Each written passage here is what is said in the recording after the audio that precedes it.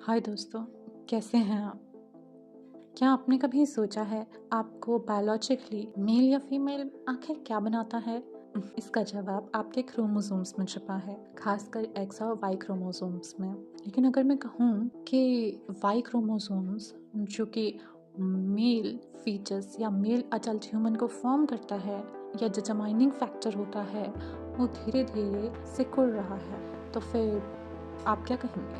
ये किसी science fiction जैसा लगता है ना, लेकिन ऐसा नहीं है। इस वीडियो में हम जेनेटिक्स, एवोल्यूशन और इसके भविष्य में मानवता पे प्रभाव के बारे में गहराई से बात करेंगे। सबसे पहले बायोलॉजी का एक छोटा सा रिवीजन करते हैं। ह्यूमंस के पास 23 पेयर ऑफ क्रोमोसोम्स होते हैं, जिनमें से महिलाओं के पास आमतौर पर 2 एक्स क्रोमोसोम्स होते हैं, जबकि पुरुषों के पास एक एक्स और एक वाई क्रोमोसोम होता है। वाई क्रोमोसोम एक्स की तुलना में काफी छोटा होता है, सिर्फ इसका 1/3, और इसमें पुरुष विकास के लिए महत्वपूर्ण जीन्स होते हैं, जैसे SRY जीन, जो भ्रूण में टेस्टिस का निर्माण शुरू करता है। लेकिन समस्या ये है कि वाई क्रोमोसोम खतरे में है।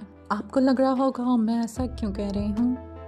असल में मैं नहीं, ऐसा कई साइंटिस्ट कह रहे हैं। और वो ऐसा क्यों कह रहे हैं? वो ऐसा इसलिए कह रहे हैं क्योंकि जो वाई क्रोमोसोम है उसने लाखों वर्षों में अपने कई जीन जो हैं वो खो दिए हैं। वैज्ञानिक अनुमान लगा रहे हैं कि इसमें पहले 1400 जीन थे, लेकिन अब ये सिर्फ 45 तक सिमट चुका है। ऐसा इसलिए होता है क्योंकि वाई क्रोमोसोम के पास जीन की मरम्मत करने के लिए कोई साथी क्रोमोसोम नहीं है, जैसा कि एक्स क्रोमोसोम के साथ होता है। इस वजह से वाई क्रोमोसोम धीरे धीरे डिके हो रहा है। इसे जेनेटिक इरोजन कहते हैं। तो क्या वाई क्रोमोसोम पूरी तरह गायब हो जाएगा? कुछ शोधकर्ताओं के मानना है कि यह अगले 4.6 मिलियन ईयर्स में गायब हो सकता है, जो विकास के हिसाब से बहुत कम समय है। लेकिन घबराइए मत, दूसरे वैज्ञानिकों का मानना है कि वाई क्रोमोसोम ने खुद को स्थिर कर लिया है और अपने सबसे महत्वपूर्ण जीनों को प्रिजर्व करने के लिए तरीके खोज रहा है। उदाहरण के लिए कुछ प्रजातियां जैसे कि चूहे अपना वाई क्रोमोसोम पूरी तरह खो चुके हैं, लेकिन फिर भी वो आगे बढ़ रहे हैं। क्या मानव भी ऐसे ही विकसित हो सकता है? चलिए इसे और गहराई से समझते हैं। वाई क्रोमोसोम के गायब हो जाने की स्थिति में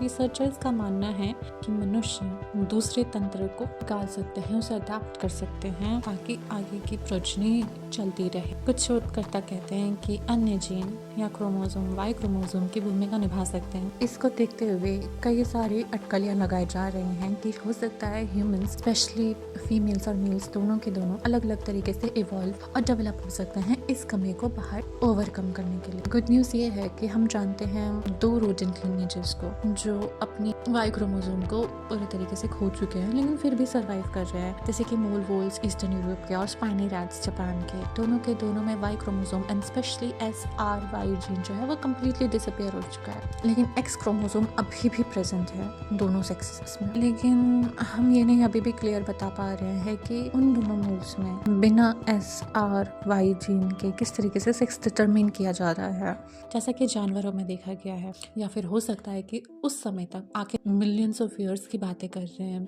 4 मिलियन 5 मिलियन, या हो सकता है उससे भी ज्यादा। तो तब तक तो इंसानों का विकास की जो स्थिति है वो कहाँ तक पहुँच जाएगी। तो साइंटिस्ट का एक मत ये भी है कि तब तक हमारी जो प्रोग्रेस है जेनेटिक इंजीनियरिंग में वो इतनी ज़्यादा हो जाएगी कि हम वाई क्रोमोसोम को अच्छे से प्रिजर्व कर लेंगे और जेनेटिक इंजीनियरिंग के थ्रू ऐसा क्रोमोसोम या जीन को इंट्रोड्यूस कर सकते हैं या मैनिपुलेट कर सकते हैं इस तरीके से कि वाई क्रोमोसोम के इरोड होने के बावजूद भी, या इरोड ही न होने दें, हम फिर भी आगे के प्रोजनी को बढ़ा सकें या किसी भी थे में मानव प्रजाति बहुत अनुकूल हो जाएगी। लेकिन ये प्रक्रिया आसान नहीं होगी। जैसा कि मैंने कहा, साइंटिस्ट कई अटकलियां लगा रहे हैं और उनमें से एक बहुत इम्पोर्टेंट अटकली या एक प्रेडिक्शन ये है कि हो सकता है कि जो फीमेल्स है वो पार्थेनोजेनेसिस का जो सहारा है वो ले ले, जैसा कि कुछ लिजर्ड्स में होता है और कुछ स्नेक्स की फीमेल स्पीशीज में भी होता है कि वो अपने जीन को खुद से ही रेप्लिकेट कर सकती हैं, जिसे पार्थेनोजेनेसिस कहा जाता है,